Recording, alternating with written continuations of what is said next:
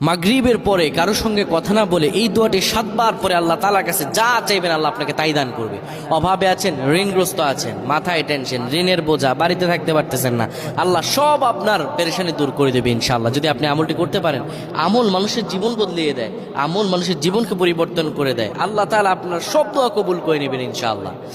মাগরিব নামাজের পরে কিবলামুখী হয়ে থাকবেন, কারো সঙ্গে কথা বলবেন না, কারো সঙ্গে কথা না বলে কিবলামুখী হয়ে আপনি পড়বেন আল্লাহুম্মা আজিরনা মিনান নার, আল্লাহুম্মা আজিরনা মিনান নার, আল্লাহুম্মা আজিরনা মিনান নার। যদি এটি আপনি মাগরিব নামাজের পরে কারো সঙ্গে কথা না বলে পড়ে 7 বার পরে দুটি হাত তুলে আল্লাহর কাছে দোয়া করেন, আল্লাহ জাহান্নামের আগুন থেকেও বাঁচাবেন এবং আল্লাহ আপনার সব দোয়াগুলো কবুল আর মঞ্জুর করে নেবেন। আল্লাহুম্মা আমিন।